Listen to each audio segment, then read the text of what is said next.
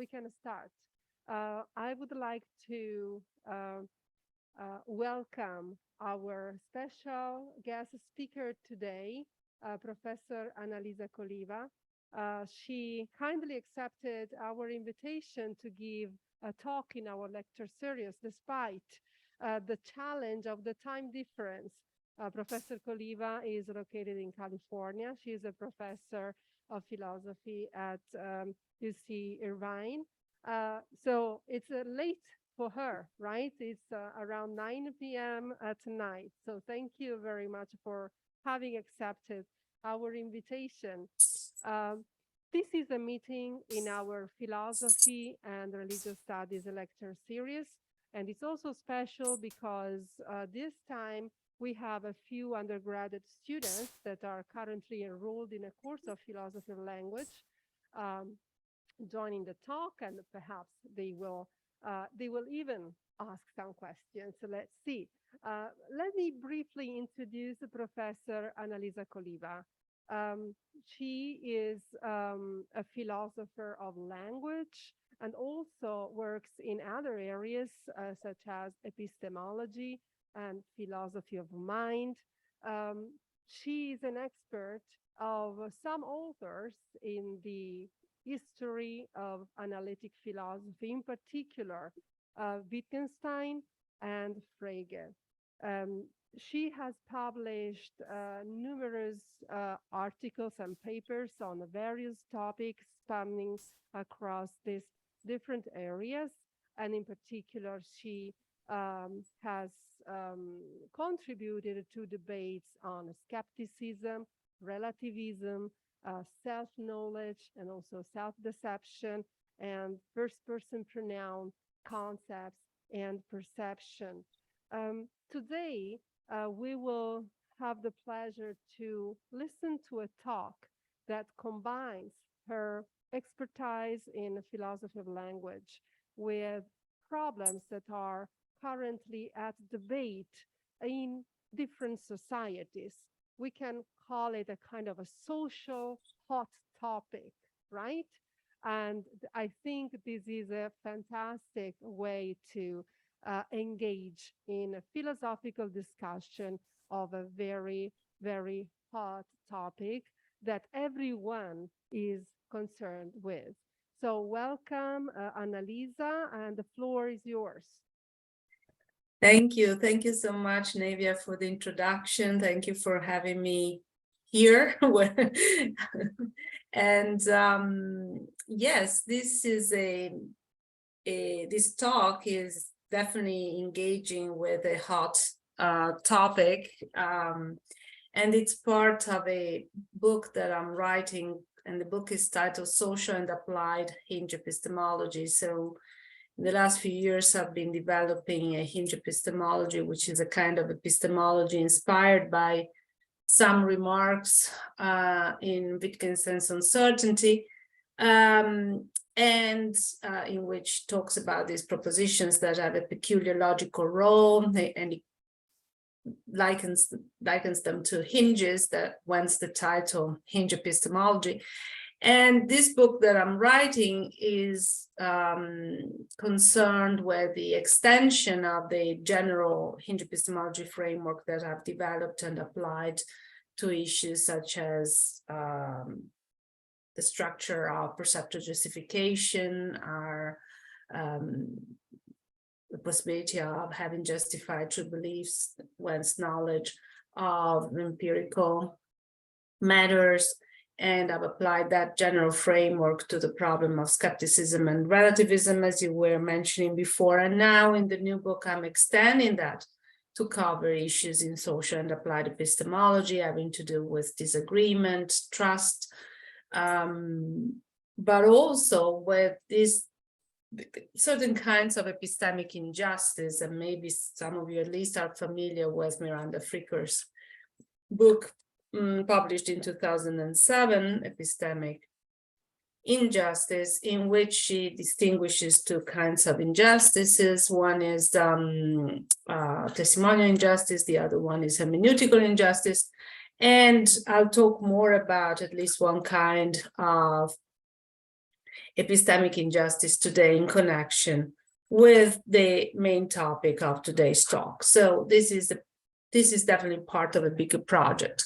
And also the applied bits of the of the book are going to be concerned with trusting artificial intelligence, the nature of psychiatric delusions, and and conspiracy theories. Okay, so that should give you, a general sense of the project, but today we are going to focus on more and happier women, on the political significance of Wittgenstein and hinge epistemology. So notoriously, quite a while ago, Marx enjoined philosophers to change the word. Philosophers up to certain points had only interpreted the word, but the point is to change it according to Marx. And of course, I think we have an idea of what he meant by changing the word. And interestingly, in a sense, in hardcore analytic philosophy of language and mind, this injunction that philosophers should change the word has been taken seriously recently, most notably by Sally Haslanger. And she has proposed a way in which philosophers should go about the attempt to change the word, which is concerned in particular with terms and concepts that are relevant for the determination of gender and race.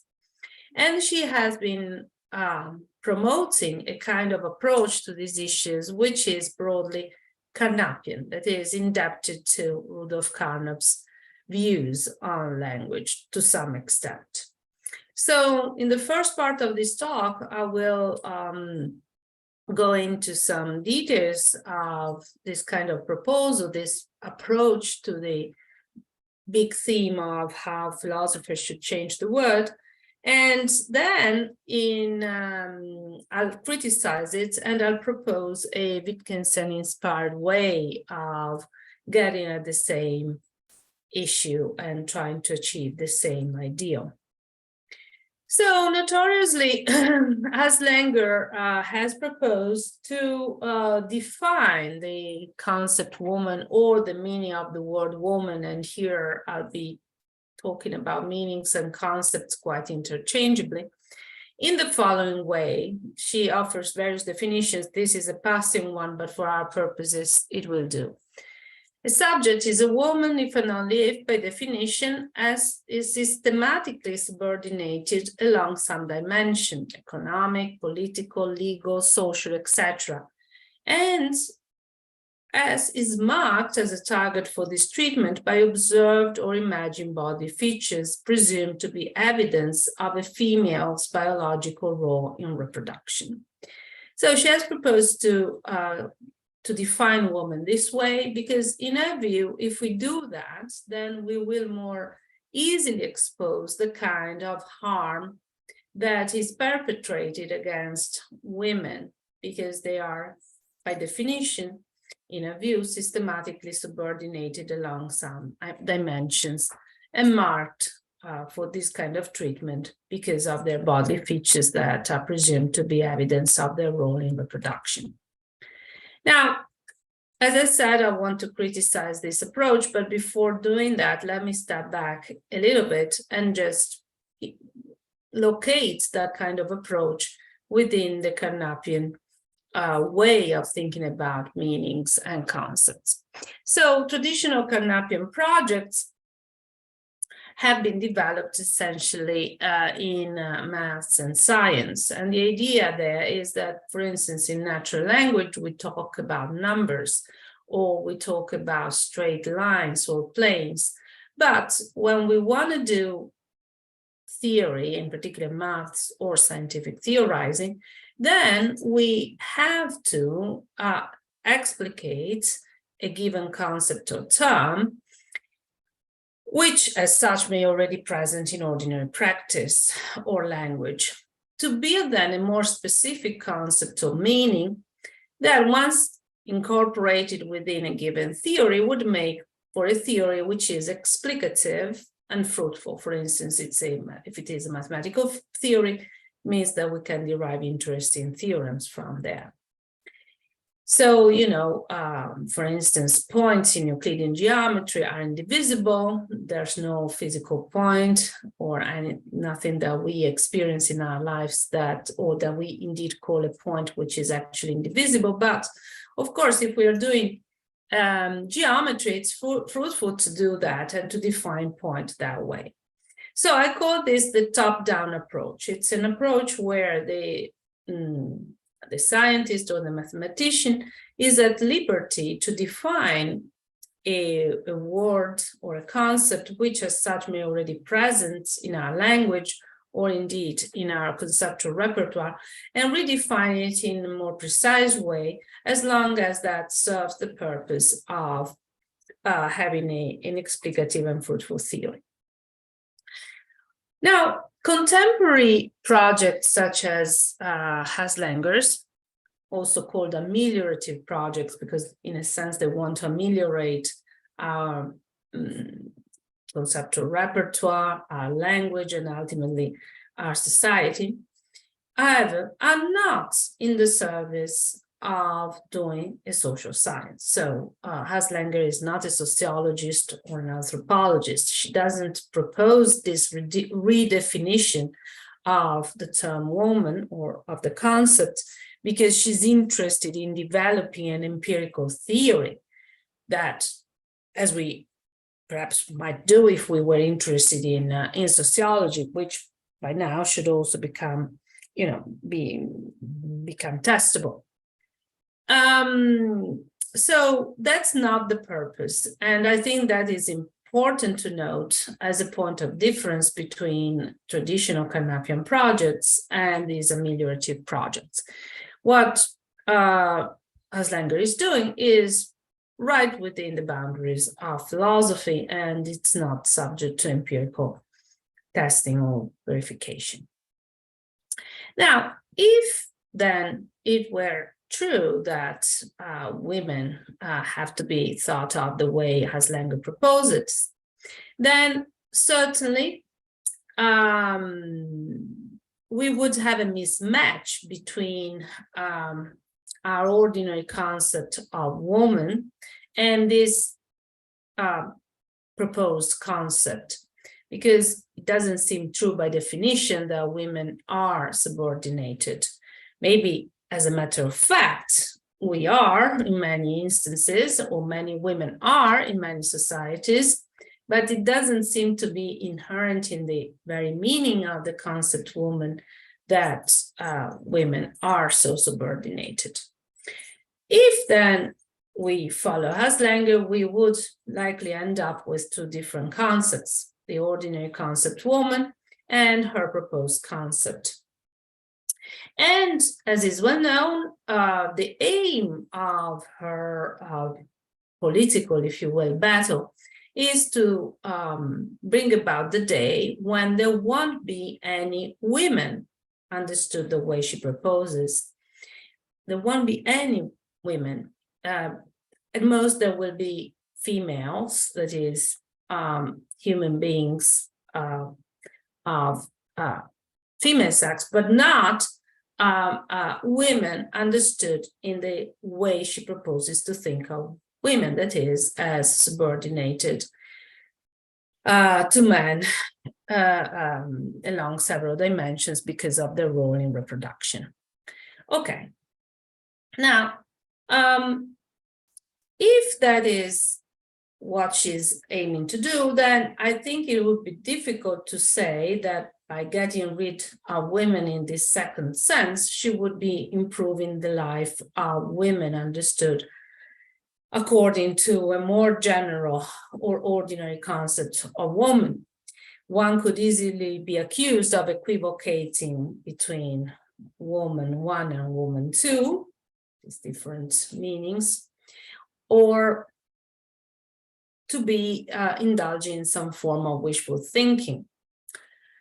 And also, the approach proposed by Haslanger would lead to a number of false analytical claims.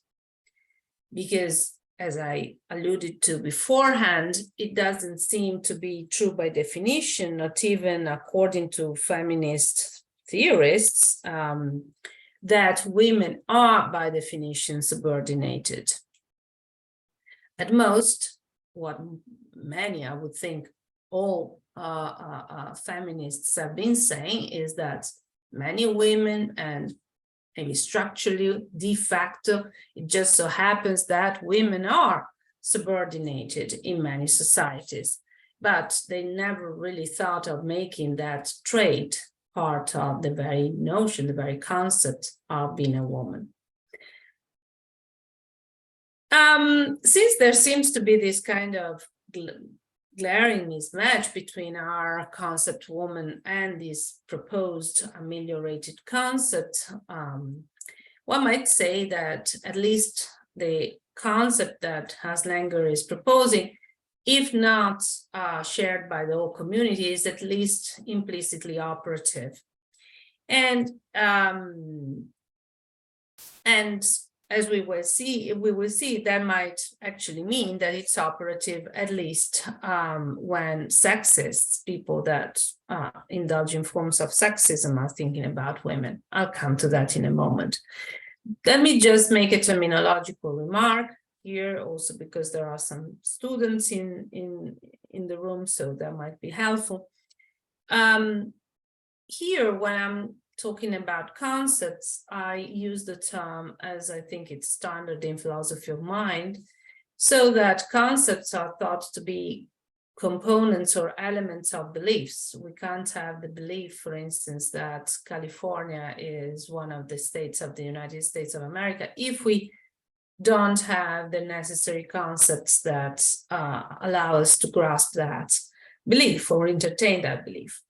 And beliefs are propositional attitudes of acceptance of certain content. So if you believe that California is one of the states of the United States, you accept, you endorse that content.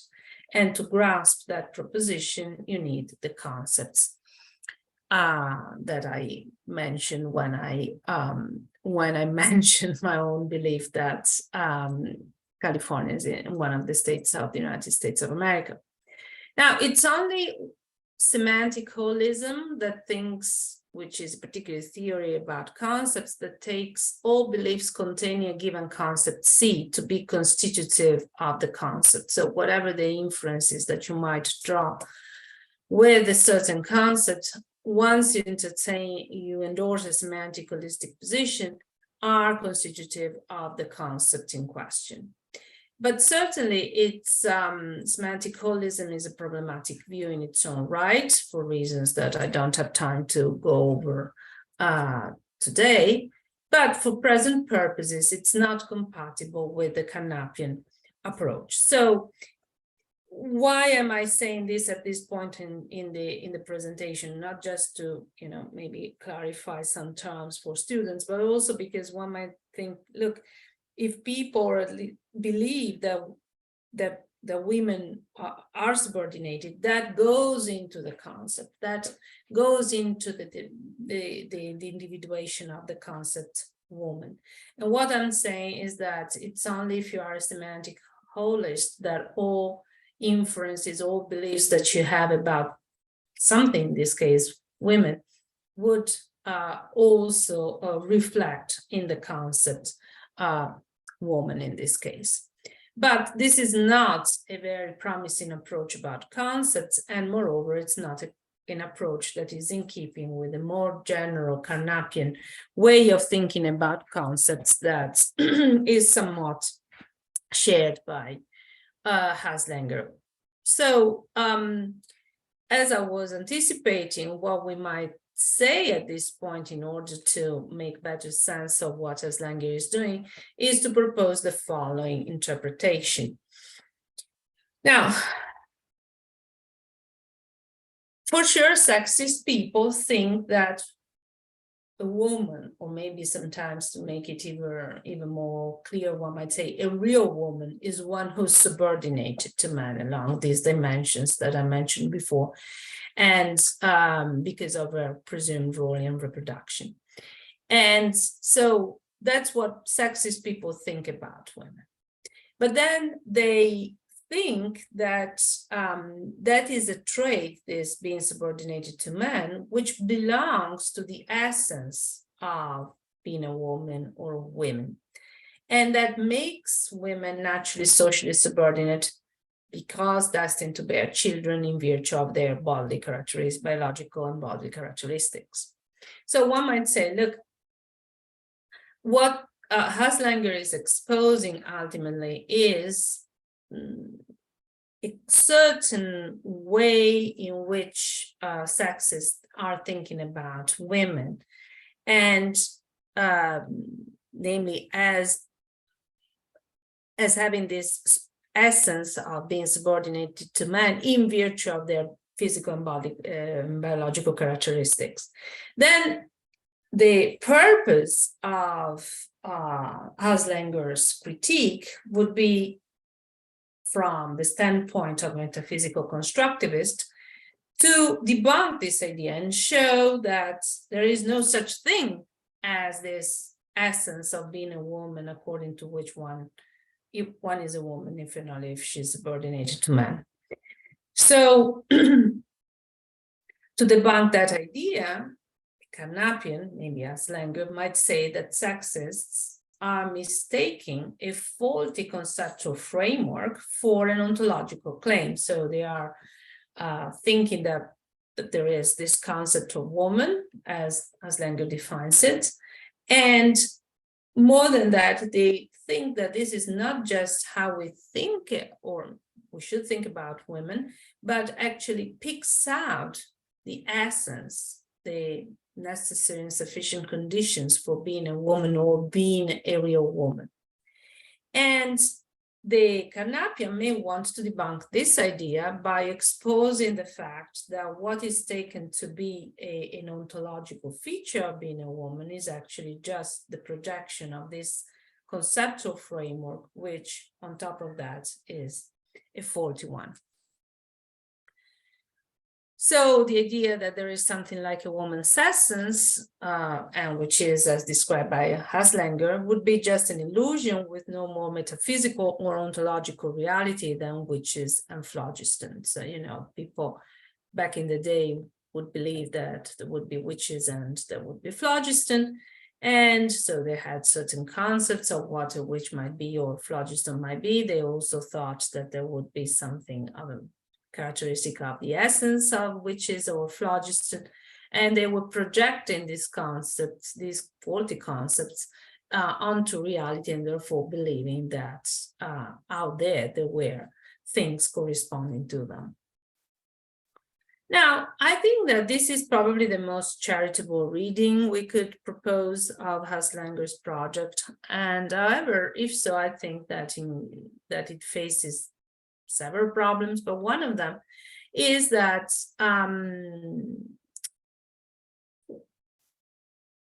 we shouldn't be taking for granted that this concept woman is an empty one, just as people for a long time didn't take for granted that the concept phlogiston would be an empty one. Rather, they subjected it to empirical scrutiny. And only after a complicated, long history that characterized the chapter of the history of science, they realized that there was no such thing as phlogiston. And so we still have the concept nowadays, but we think it is an empty concept. And in particular, if we are in the business of debunking the sexist ideas and projections of certain semantic categories onto reality, we shouldn't just say that they are empty because we don't like them. So we shouldn't be committing what I call the moralistic fallacy, which is the following. It's not simply by finding it morally reproachable, for instance, that there should be female human beings subjected to men in virtue of being women, that is, in virtue of having certain role or being presumed to have a certain role in reproduction. So it's not simply by finding it morally reproachable that we will have ascertained that that concept of woman as characterized by Haslanger is actually an empty one.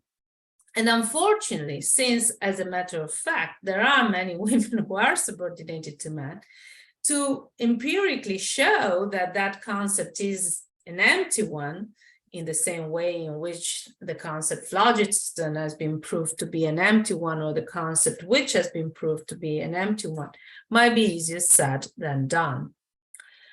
So I think that there are several reasons to resist this way of going about the attempt to ameliorate society, as it were.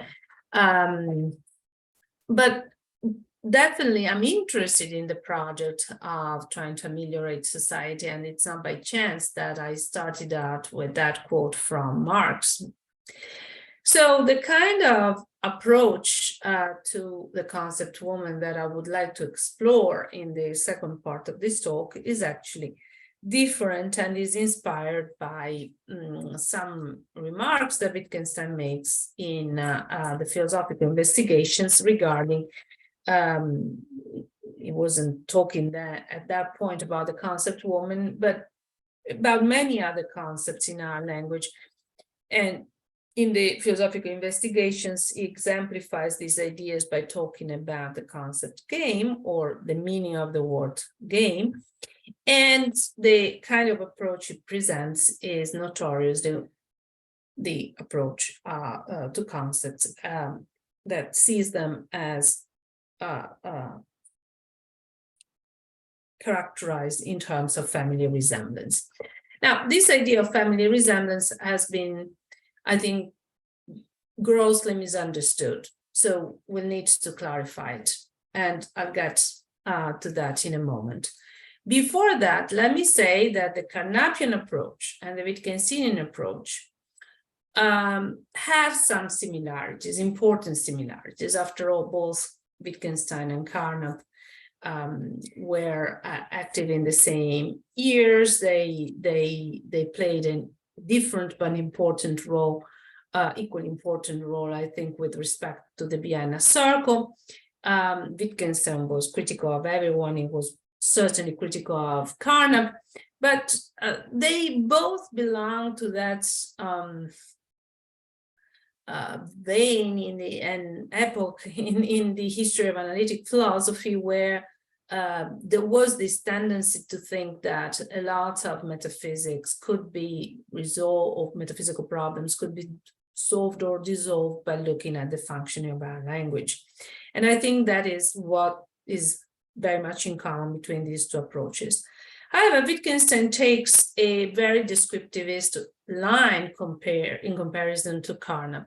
Carnap thought, I didn't emphasize that in the presentation, but if you have read the paper, you might have noticed.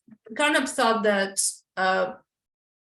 basically we can arbitrarily define new concepts or specify the meanings of the words that are already present in our language pretty much as we want, as long as that serves some interesting purpose. And as I said, he had in mind in particular maths and science, but in general, the approach was very much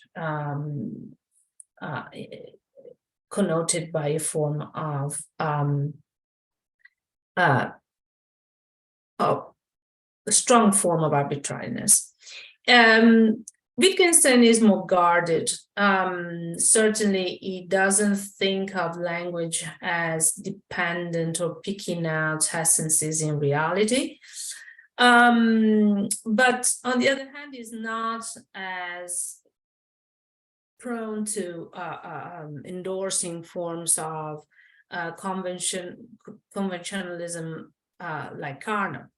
So he thinks that we should pay more attention to how language is actually used, and is also aware of the fact that use may change. And if the use of words and concepts changes, then also the meanings of our words and our concepts do change. to some extent. So the other point in common between Carnap and, so they are, both of them think that language and concepts are not grounded in metaphysical essences or reality. They are both anti-essentialists, but while Carnap is very much of a conventionalist, Wittgenstein is more of a descriptivist. And so what I'll be insisting on is in the following is the anti-essentialist project that is at the core of Wittgenstein's observations on family resemblance. So let's try to clarify this idea, because as I anticipated, I think it has been often misunderstood. So certainly there is a pars destruens to that idea, which is that for many concepts, we don't have a set of necessary and sufficient conditions. So a number of conditions that are such that all and only the elements that fall into under that concept share.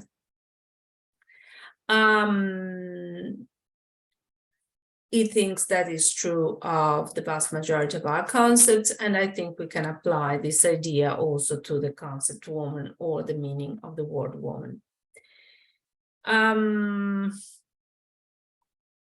What is important to note is that the way in which family resemblance work is not by saying that there is a cluster of properties that are in common between individuals falling under the concept, which may even have different weights, such that if one has more, or at least certain of these properties would count as more of a game or more of a bird or more of a woman than something else that either doesn't have those properties or doesn't share this cluster. Rather, family resemblance works in a much more liberal way. The way it works is as follows. In order to be considered an element of the class determined by a given concept, it's enough for an element to share something in common with another element that is already subsumed under the class, even if what this intermediate element, what that intermediate element shares with the other element or one other element in the class is different from what it shares with the new one. So this is why for Wittgenstein, it's very important to think of the role of what he calls in the philosophical investigations, intermediate links. So, you know, certainly family resemblance is not prototype theory. So typically, if we're thinking about prototypes, you know, this bird here is more of a prototype of a bird than a penguin, since a penguin doesn't fly, but it's a bird nonetheless. It actually works this way. So let's repeat what we have been saying already. We have intermediate links that connect separate links that may have nothing in common between them by means of different features that they have in common with each of these separate links. So there may be some games which have in common between them the fact that there is winning and losing at them, but then what they have in common with other elements in the chain is something totally different. For instance, that they cannot be played alone and require more than one person. So for Wittgenstein, you know, this idea of family resemblance allows to extend the concept to new cases that were never subsumed under the concept before, as long as we can find an element in common between the new case and the one, at least one of the elements already included under the concept. So this way, we can extend concepts, existing concepts, like the concept of game, which is the one that he uses to exemplify this idea in the philosophical investigations, but also the concept woman, to cover new cases that were not included before under that concept.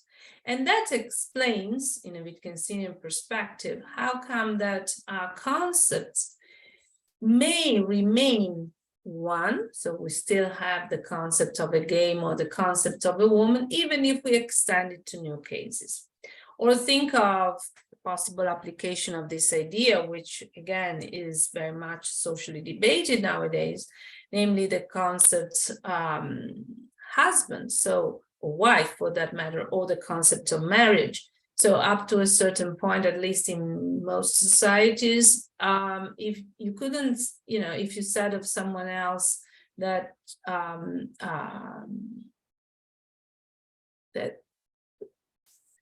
you said you are married, for instance, that by definition entails that if you were a man, your spouse would be a woman, and vice versa. Nowadays, it's common to hear people, at least in some parts of the world, use the term husband or wife for a person of their same sex. So the concept of marriage in this, if we understand it in this Wittgensteinian way, is being extended to cover new cases, just like the concept of husband and the concept of wife have been extended to cover cases that were not previously admitted. And one important consequence is that on this view of concepts, even if, as we mentioned before, a penguin doesn't share some of the core features of birds, particularly it doesn't fly, it isn't less of a bird than a robin, say, even if it has fewer or lacks some of the so-called heavyweight features typically taken to be indicative of birds. And this is important in this kind of political conversations, because a woman who's not subordinate or isn't a mother, or indeed a trans woman, would be no less of a woman, even if, depending on what kind of situations we're thinking about, that individual doesn't share or doesn't have some of the features that are considered to be typically indicative of women. So, for instance, might not be a mother and yet be a woman, might be trans and therefore not have a certain biological characteristics, but has acquired them due to the transition. And still, in as much as we can find elements in common with at least some of the elements already included under the concept woman, all these individuals would count as women, as much as the, let's say, women that are typically considered instances of that category, which sometimes might be associated with having, being a mother, or according to us language, being subordinate, or having certain biological and not only acquired physical characteristics. One important aspect of concepts when we think about them, according to the family resemblance model, is that they are open-ended. This is, or as Weisman, another participant to the Vienna Circle, used to say, they are open-textured. That is, we can extend these concepts in a way which is open-ended. It's not predetermined.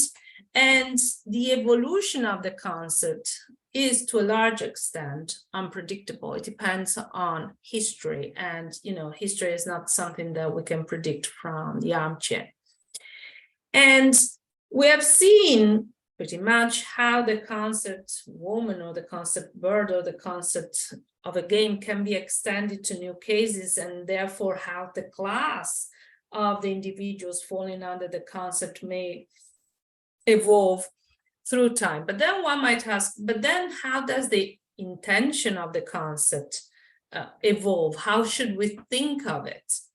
Now, I think that the way to think about the intention of the concept woman, someone would say the concept woman, is actually as a kind of a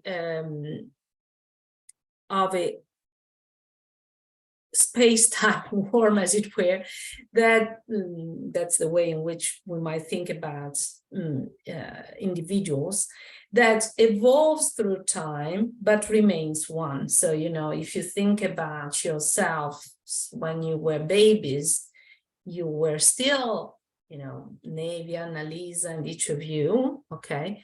But you had very different properties from the ones you have now. And once you'll be older, you'll have different properties. You might have new ones that you didn't have before and lose some of the ones that you now have.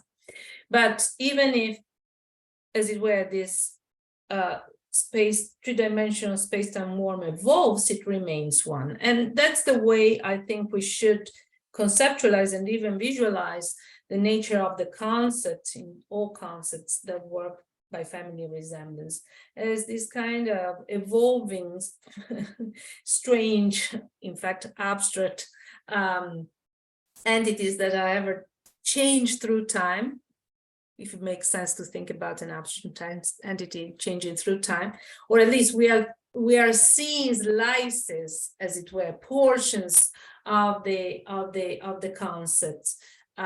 We maybe are in time, the concept, if it is an abstract entity, is not in time. We are seeing portions of it that are available to us from the standpoint we occupy in history. So it's a kind of a Hegelian idea, ultimately, I think. It's also important to note that open-endedness is not identical to vagueness. Vagueness may be there are different theories of vagueness. It basically depends on not having fixed boundaries and there being borderline cases.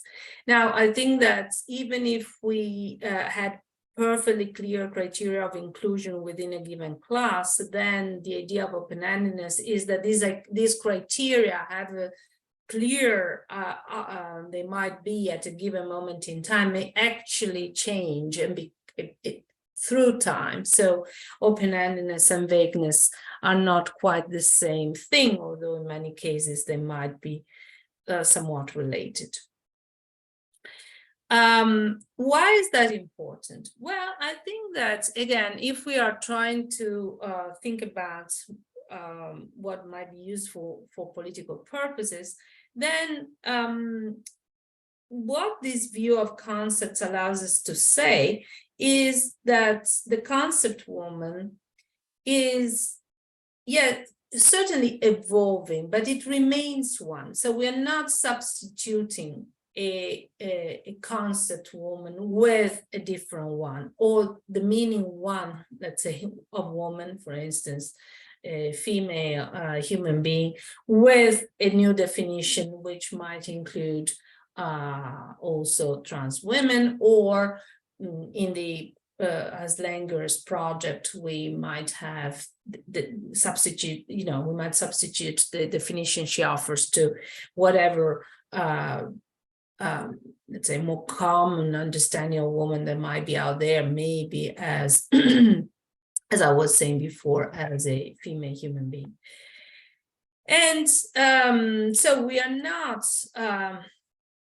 going from woman one, female human, to woman two, maybe given by this disjunction between being female human and human one who has undergone sex change, etc. Rather, we have this concept of woman, and depending on the portions of it that are available to us through history, we may see it as just involving female humans, or as involving not only female humans, but also trans women and so on. Now, it's consistent with this kind of approach that for specific practical purposes that might be either contextually determined or having to do with law and norms that we want to impose in our society, we might want to define for these purposes, these further purposes, for instance, for medical purposes or for legal purposes, what a woman is. So it's consistent with that approach to say, look, let's say the ordinary concept, the concept as utilized by ordinary folks may be evolving through time in this way that I proposed. But yet, when we are interested in doing, biology, we just confine it to, we define it in a certain way, or when we are interested in certain normative dimensions of our existence, we might define it some other way. So it's always possible to offer definitions, but for specific purposes, and being clear about the fact that maybe these purposes do not coincide with how the concept actually is used in ordinary language or is applied by folks in our society. All right. So, as I said in the beginning, the purpose of Haslanger's approach is to bring about a day when there will not be any women understood the way she proposes. That is, there will not be human beings who are subordinated in virtue of the bodily characteristics that they have or are supposed to have, and the role that are also taken to be indicative of their role in reproduction. Notice that the consequence of her approach is that if you are a female human being, but you're not subordinate, you're not a woman, and that transgender women are not women. On this Wittgensteinian approach, in contrast, I think that we are not trying to bring about a day when there won't be any women. Rather, we are trying to think about what we can do in order to bring about a day when there might be more women, that is, more individuals subsumed under the concept woman, even if they have characteristics that before a certain moment in history were not considered to be in any sense relevant for being counted as a woman. And we are hoping to bring about a day when there will be, for lack of better words, happier women. That is, women that may be female, that may be female human beings, or indeed transgender women, but who are not subordinate to men, and in that sense are more satisfied, or at least have more freedom and the possibility of self-determination. So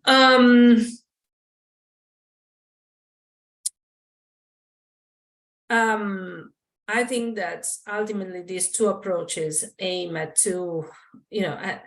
at ameliorating society, right? But in the way they think about the amelioration or the possibility of philosophy to play a role in this project of amelioration is substantially different.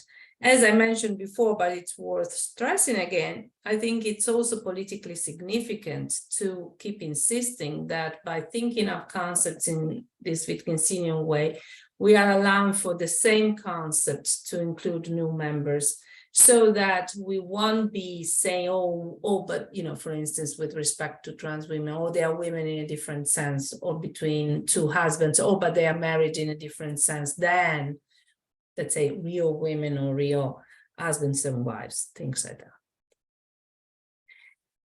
What I think is important to note here, and is in keeping with the kind of descriptivist approach that, as I was saying before, Wittgenstein favors, is that amelioration doesn't, so the way in which our concepts can evolve and make or contribute to make a better society does not happen by having someone like a schoolmaster, a theorist, that dictates a new meaning for our old words, and then invokes in some sense a kind of conceptual replacement that should, in a complicated way, also bring about some kind of social change. I'm not sure philosophers have that power, particularly nowadays in our contemporary societies. Maybe at the time when Marx was writing, philosophers had more of an impact on society. But if we look at the role of philosophers in our present societies, at least in many parts of the Western world, I don't think we have these incredible powers of conditioning, as it were, society. So that is a further reason to prefer a different kind of approach if we really want to try and ameliorate society. What the Wittgensteinian bottom-up approach enjoins us to do is to fight on what Naomi Shemin calls the following Shemin we might think of as the rough ground of serious politics. So the idea here is it's not possible for a philosopher to come along and propose new meanings for old words and maybe somewhat bring about some kind of social change. All we can do as philosophers is actually to go back to the rough ground of politics and try to shift the ground to embark on the kind of political battles that activists have been fighting for, so that there will be enough of a movement on the ground, as it were, such that there will be people that will be fighting for same-sex marriages or for transgender women or men to be recognized as women or men, simpliciter, and so on and so forth. And once that ground shifts, then our concepts that are not given once and for all on this picture, or at least we're not seeing all of them at once. We only see portions of them and involving ones at that, depending on our place in history, will follow suit.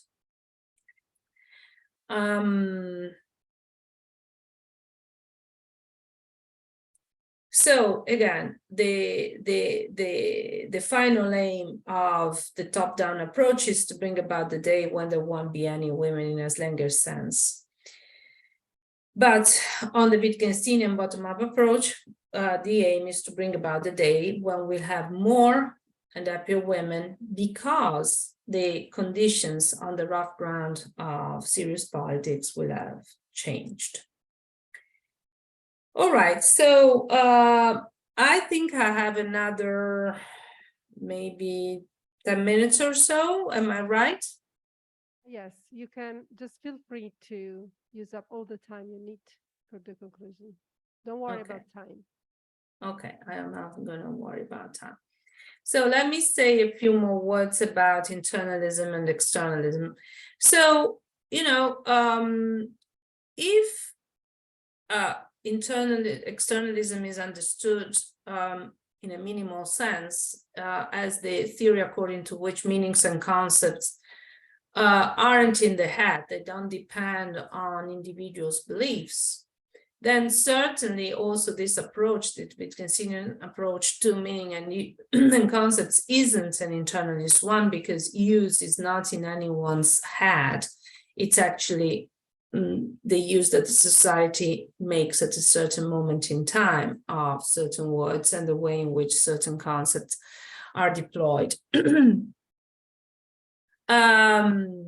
But of course, there is nothing like the essentialist Mysterian way of thinking about concepts that is characteristic of some externalist approaches, according to which, we may all be using a word or having a certain concept while not really knowing what that word really means, that is, refers to, or what the reference of the concept really is. And therefore, if the reference individuates the concept without really knowing what the concept is.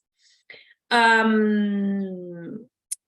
are some other interesting aspects of Haslanger's proposal that I won't have time to go into. But one thing that she insists on is that that we often individuate social types, like being a woman, being a Black person, and so on and so forth, in virtue of the similarity that a particular individual has with respect to other individuals already falling under a certain category. Now, I wanted to say a few words about prototypes and stereotypes again. I think that if we embrace this understanding of concepts, at least these concepts I've been talking about today, in terms of family resemblance, then one important feature that I've been mentioning is that we shouldn't be thinking of them as prototypes or stereotypes. So the prototypical bird certainly is more like a robin than like a penguin. But on this particular approach, that doesn't mean that the concept birds is such that only birds would fall under that category because they are more prototypical. On the contrary, for the reasons we saw before, in as much as the penguin who doesn't fly still has something in common with other elements that fall under the concept bird, then that counts as a bird just as much as the robin, even if the penguin has fewer or doesn't have important features that the prototypical bird has and the robins have. Similarly with women, and a woman who's not a mother may still be completely considered a woman, or a woman who's become one after the transition, even if she wasn't born biologically with a certain biological properties, may still count as a woman, full stop. But it's true that we have prototypes or stereotypes even, and therefore that we tend to recognize more easily certain elements as falling under a certain category if they have certain features. So it's easier for us to recognize a robin as a bird because it flies rather than a penguin that doesn't fly. I think that if we distinguish between concepts and prototypes this way and think of prototypes as what is operative in individual psychologies that may be shared at a social level, and that explains certain tasks, recognition tasks that we fulfill, then I think we understand better why certain battles are being fought in certain quarters. For instance, at some point there were these women philosophers that would wear a shirt with the sign, "This is what a woman looks like." What was the point of wearing that shirt? Well, that point was people would recognize that at least some women were philosophers, but they were not prone to associate a certain kind of image to being a philosopher. The prototype of a philosopher for many still is a man, maybe an aged man with a beard. And similarly, certain battles that sometimes we think are kind of superficial about language and using language a certain way. This is particularly evident in those languages that, like Italian and others, that have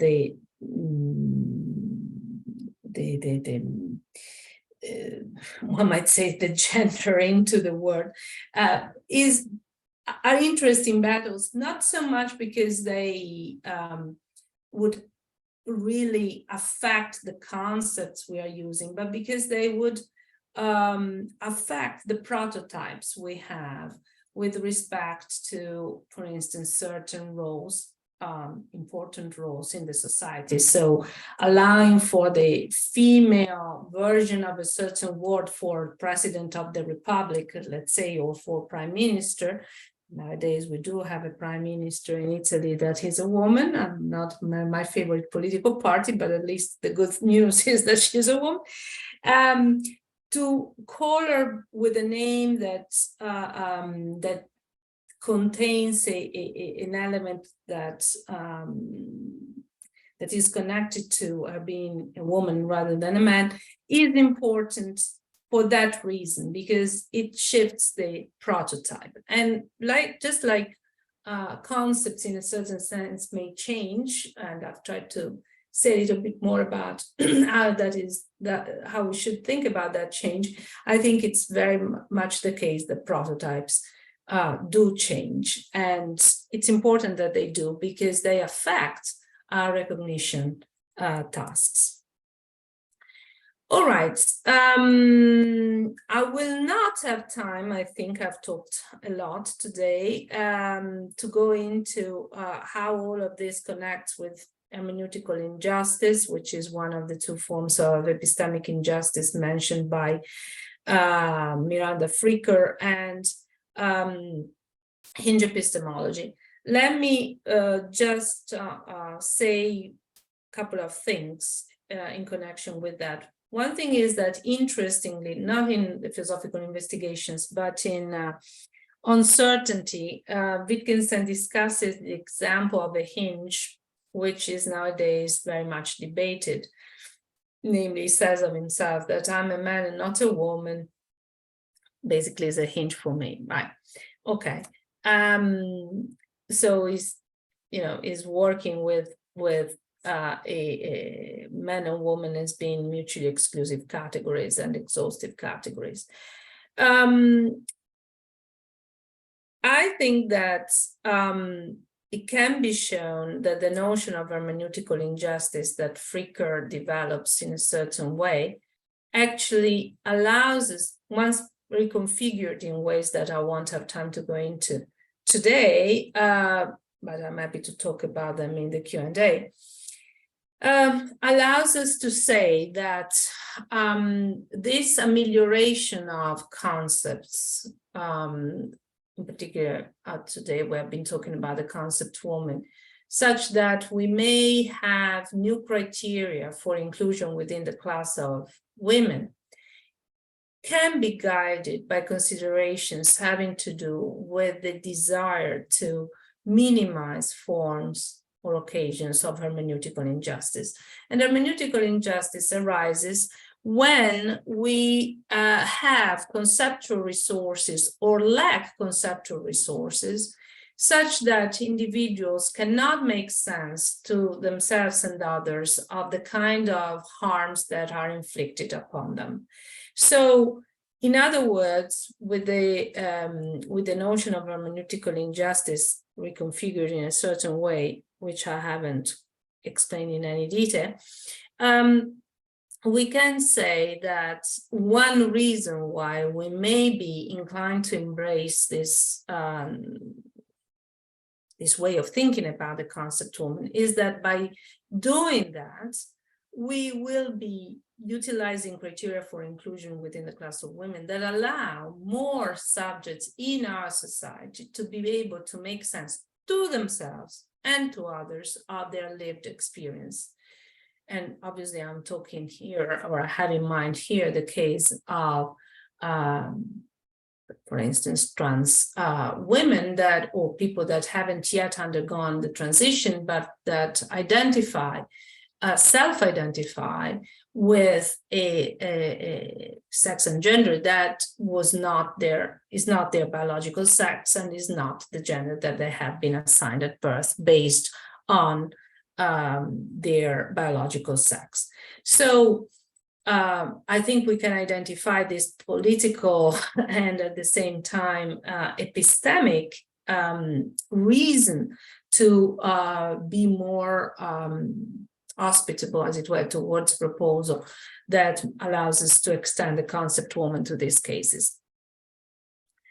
And I think that we can understand that kind of move, that kind of change as a kind of battle between the conservative hinge that, for instance, being a woman or a man is something that is determined purely based on biological features, or else the progressive hinge, which allows for self-identification to count towards that hand.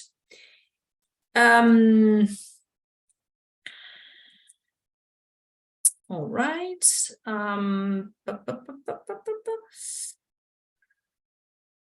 So lastly, sometimes people think, many philosophers think that Wittgenstein cannot be a good ally when it comes to political battles because it's considered to be a quietist, so someone who would leave everything as is. I think that definitely he was more of a descriptivist than a Carnapian, that was more of a conventionalist and thought that we could define words pretty much at based on our preferences and based on our own choosing, as long as it served some purpose. But I think that thinking of Wittgenstein as someone that would, or someone whose philosophy would come down to the endorsement of a status quo is actually a travesty of Wittgenstein's position. Certainly, he was not a quietist. If by that we mean that he was against all sorts of theorizing. I think he was against certain forms of theorizing, the ones that make us do philosophy on the model of science and that aim at providing essentialist and grounding explanations. But he was also, I think, very much right in thinking that if we want conceptual practices and epistemic practices to change, then we cannot have this kind of top-down approach that is favored by Carnapians nowadays. Rather, we have to go back to the rough ground of serious politics, bring about the relevant changes in the society that will reflect onto our concepts and also, as I mentioned, on our stereotypes and prototypes. And I think that that more aptly locates the role of philosophers and of our theories with respect to the project of ameliorating society. And I will close on that. Thank you.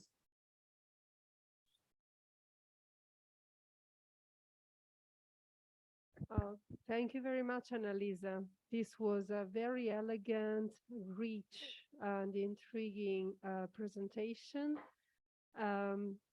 You combine together various very important aspects, and also you put in dialogue various debates, not just one debate. And I think the main point in also offering an example of how philosophers can contribute to the amelioration of society is actually, very promising. I really appreciate this effort, really. And it's very unusual. I mean, it's more common in our days this time, but it's just a recent trend, and I hope that it will, and it will continue and reinforce in the future. Just very quickly, I think we would need to work on philosophers' prototypes as well. I remember once I just arrived in the United States, and there was my housemate waiting for me. I would meet her for the first time. She knew I was a philosopher, but she didn't knew me, right? So when I opened the door, she said, "What? This is not what philosophers look like." Exactly. Anyway, I would like to open the floor for questions from those that are in this venue, and also uh, the participants online can write their names. Perhaps, Saida, you can check. I see there is one message in the chat. So you were raising someone was raising the hand. You were raising the hand. Okay, so let's start from, here is Titus, a PhD student in linguistics, right? So thank you very much. Very relatable to my field, sociolinguistics. My question is that, do you think there is a point where a concept can no longer evolve anymore? Do you think there is still an anchor for evolution of concepts? And because I'm thinking about the implications of a concept such as a woman that evolves forever, because it may far away departure from its original meaning, and it has a social justice implications, because by the time it evolves very, very far away, it may not include where the struggle for the gender equality where it started. So do you think there's still going to be, as probably putting Wittgensteinian words, hinge for the evolutions of concepts? Yeah, that's very interesting. And I think that definitely with the rising of AI and of artificial agents, and more so we don't know exactly what the society will look like in that respect. For instance, in I don't know, 50 years from now, may be the case that we will have to extend the concept woman even further, the concept man for that matter, even further, and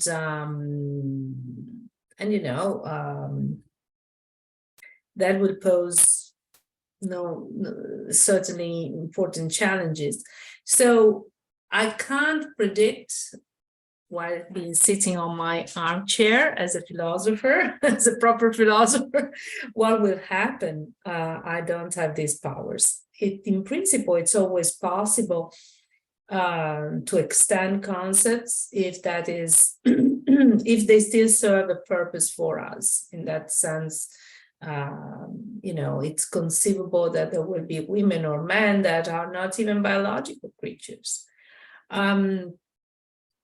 On the other hand, it may also be the case that at some point, certain concepts will stop being applied to new cases to categorize individuals, or in this case,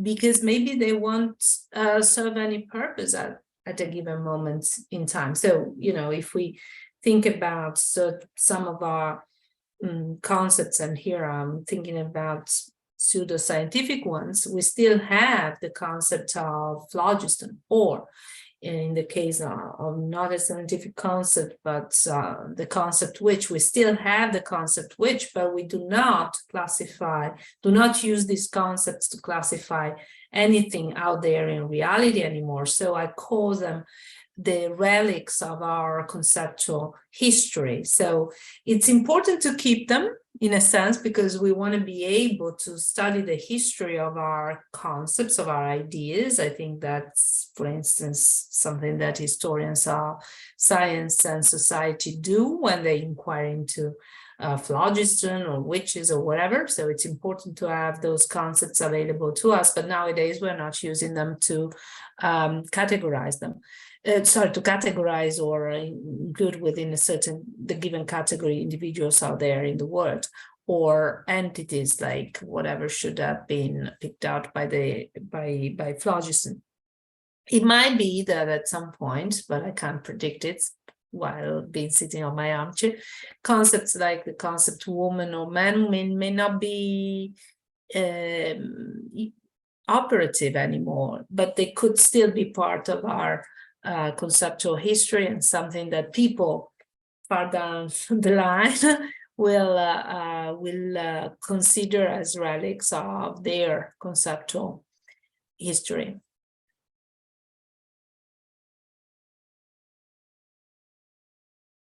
Other question from the venue?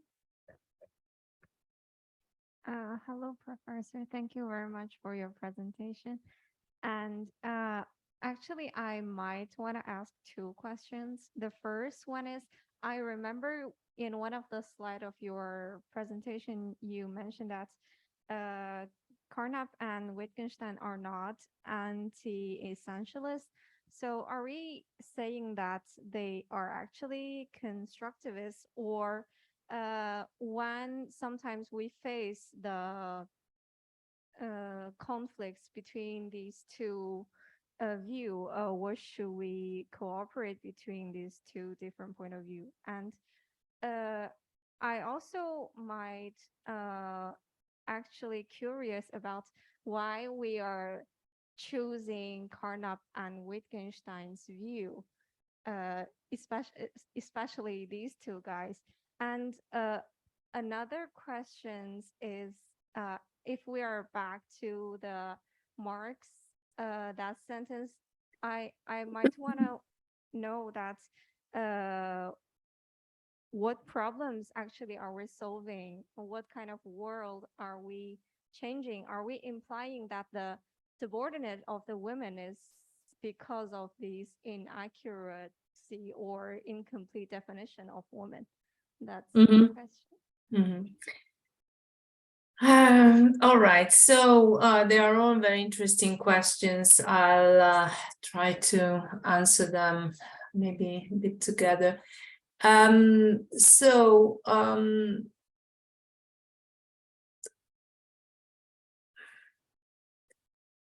Right, Marx had a very clear idea about what kind of changes should have brought about in society, and he was more interested in politics and economics, let's say.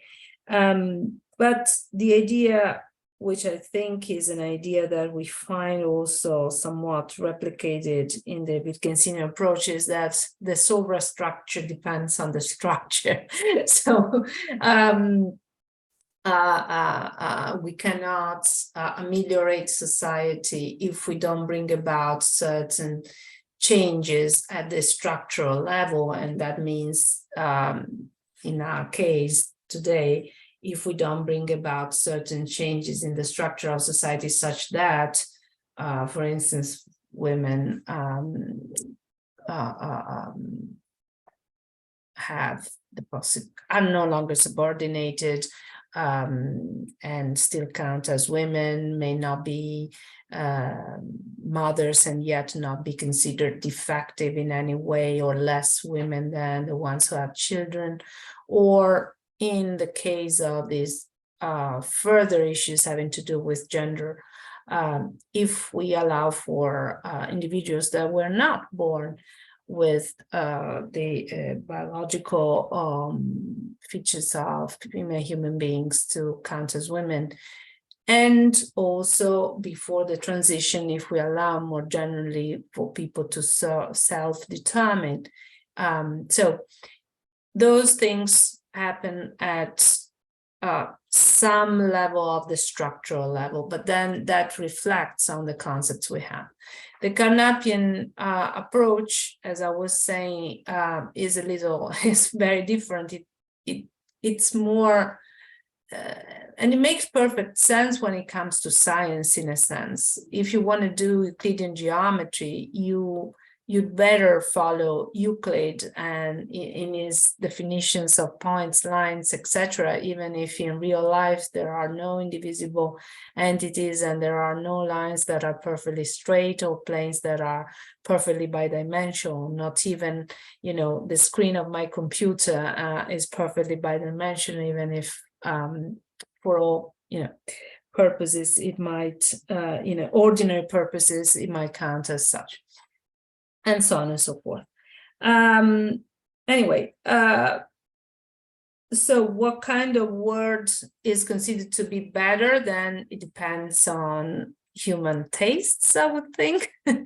So it's definitely one thing I was trying to say towards the end of the talk is that if we care about the possibility for people to make sense of their own lived experience to themselves and others, and to be recognized by others in a certain way that allows them to make sense of their own lived experience, then these kinds of progressive approaches to concepts are, I think, important and useful.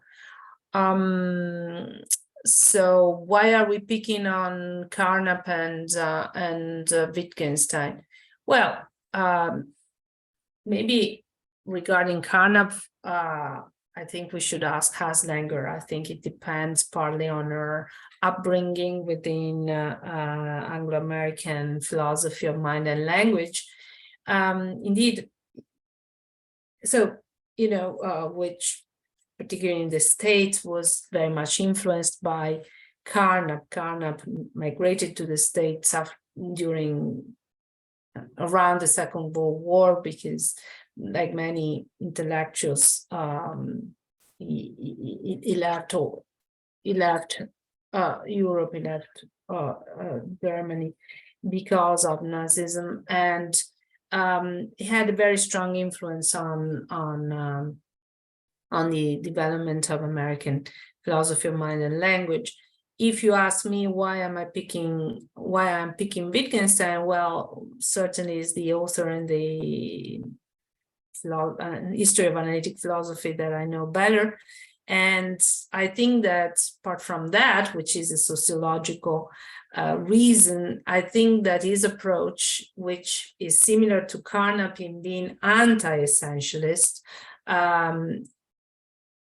is actually better, because when you have the Carnapian approach, you only have these definitions and you go by definition. So you are always replacing a certain concept with a new one or a different one, which may be better for certain purposes, but you don't have within the model the possibility of saying that there is one and the same concept that changes through time.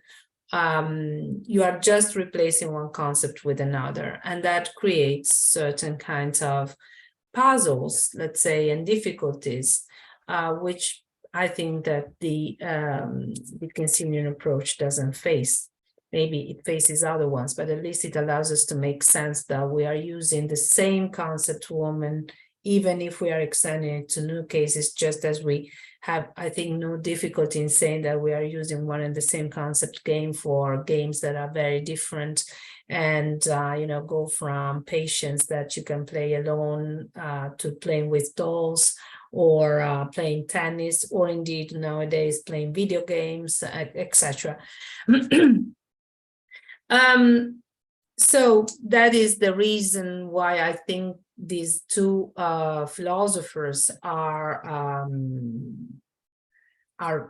being picked. At least I think I'm pretty sure about my own reasons for picking Wittgenstein, and I think I can surmise some for Haslanger's choice of Carnap. So I think I've answered at least two questions out of the 3 or 4 that you posed, but by this time I'm too tired to remember all of them. So you'll have to excuse me if I forgot to answer some questions. You can ask me again, but I'm a little tired by now. So Yes, it's very late. I think we shall there is one question that I see on Zoom, but we may keep that for the last question, Annalisa, for you tonight. But it's just 5 more minutes if you're not too tired. no, I'm okay. I'm okay. This last question would be, as a woman, how can we live a happier life in a modern competitive society? But before this, I think you can see also from the chat, because Yeah. Liganze has written there. Before this, I would like to ask you, so I remember perhaps in a book by Umberto Eco, Kant and the Ornithorync, if I remember correctly, in that book, I remember his narration of the story about Marco Polo going to Java, seeing a rhino for the first time, but since he never met with a rhino before, he would just change the extension of the concept unicorn. So he would enlarge, the set of objects that could be included in the class of unicorn. So he enlarged the extension. Similarly to this proposal of enlarging the extension of concept of woman. Now the point is, although it worked in the case of the use of Marco Polo's use of the term unicorn in the case of the rhino on Java, then now we know that that kind of use has been dropped, and we have introduced a new term for the concept rhino. And then we still keep on, we still hold this concept unicorn, but we have added the concept rhino. So I was thinking then of a possible problem, and perhaps also as I think I can even identify the place in which this problem can be worked out. That is, of course, we can extend the set of objects picked up by a concept. However, there are some limitations, at least in the use. Some concepts may not work if applied to a certain object, or there are limitations in extending the set of objects for concepts. And how, if from an anti-essentialist perspective, I think perhaps in your account, we might look at these intermediate links that may place some kind of limitations, right? Is here the place, is the intermediate link that we may have to look for identifying the limits of this extension of concepts as to include other objects. So yeah, we can enlarge the concept of woman as to include an android, and as to include a transgender, and as to include a plant. You see, so there are limitations. So we can extend the concept unicorn as to include rhino. It doesn't work. That doesn't work. How can we explain the limitations of this process of extending concepts?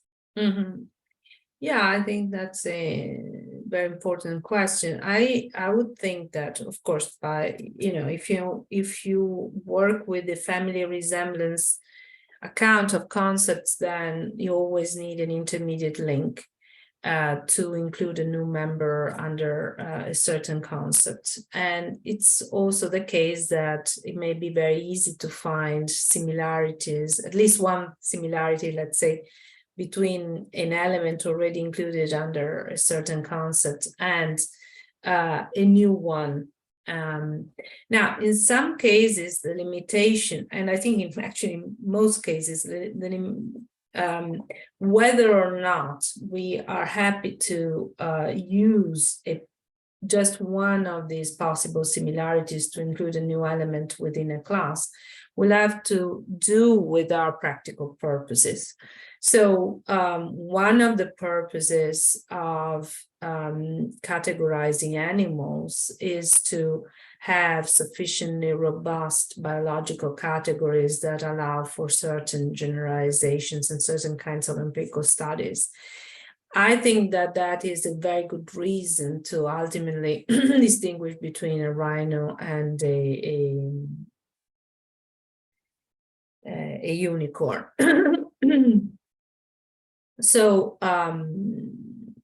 we can study biologically animals such as rhinos that are not flying, and they have a horn, but we cannot biologically study these unicorns that should be flying horses with a horn. Might have been a moment in the history of our planet where there might have been creatures somewhat similar to what we now consider unicorns, and we think that the category of unicorns is actually empty. So if your purpose is this kind of biological empirical study of certain species, then I think that gives us a very good reason to draw a line between unicorns and rhinos. And when it comes to the concept woman, as I said, I don't want to say, which is something that I think some people want to say, that we should just have this more extensive and liberal concept woman and apply it across the board. I think that, for instance, for biological medical purposes, it's important not to go down that line. But again, it's the purpose that will allow us to draw some distinctions and say maybe in the medical context and in the biological context, we still need to look at things in a certain way, because that is the most fruitful way of looking at things, given the purposes, the medical purposes and the biological ones. See, still, our society and our concepts are not just determined by our scientific needs and interests. And one reason why I think that the ordinary concept should be more extensive is that by going down that route, we can actually have fewer forms of hermeneutical injustice, so that people that recognize or think of themselves or identify as women, even if they are not biologically so, can make sense of their own experience. So in that case, the criterion is more political / epistemological rather than scientific.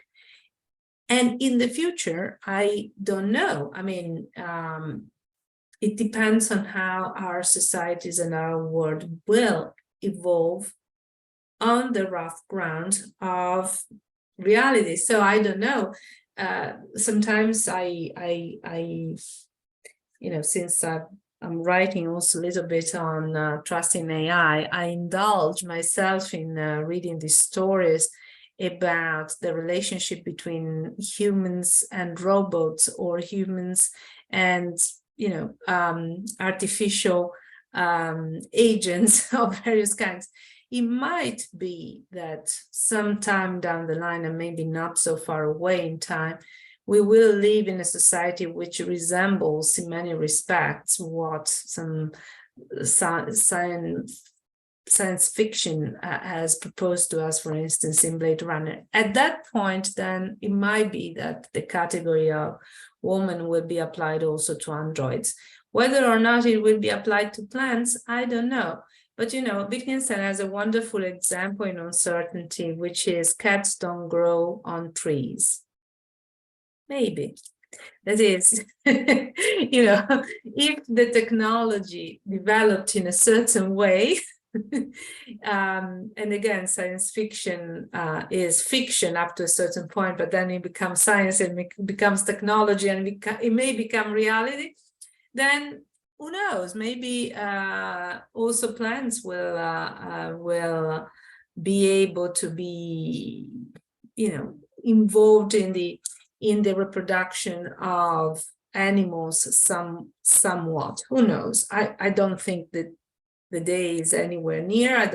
I'm not aware of any particular research in that area, but up to not too many years ago, the idea of cloning living creatures and animals was simply considered to be science fiction. Nowadays, it's a reality. Maybe for ethical reasons, we don't do it that often, or not with human beings, but only with sheep and other animals.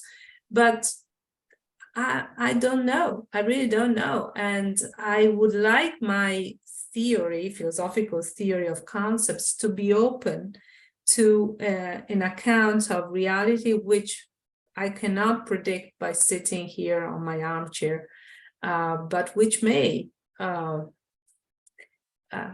happen. So on this, I think I've not, I've reached my my limits.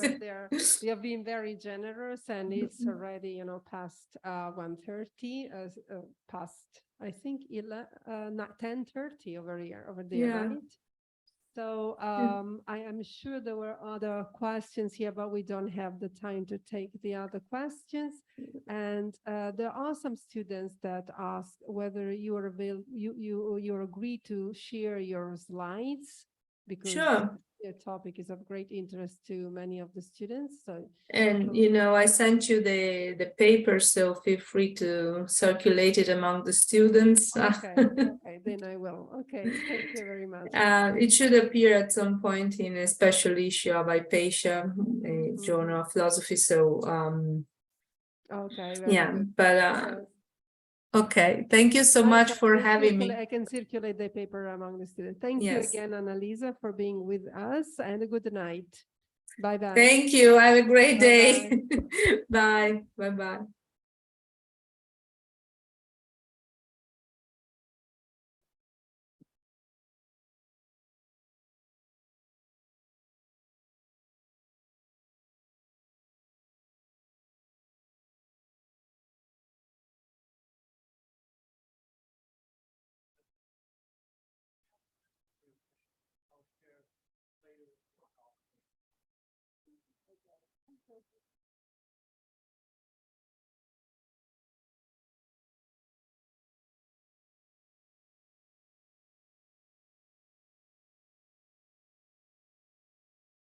So you enjoy the talk? Enjoy the talk?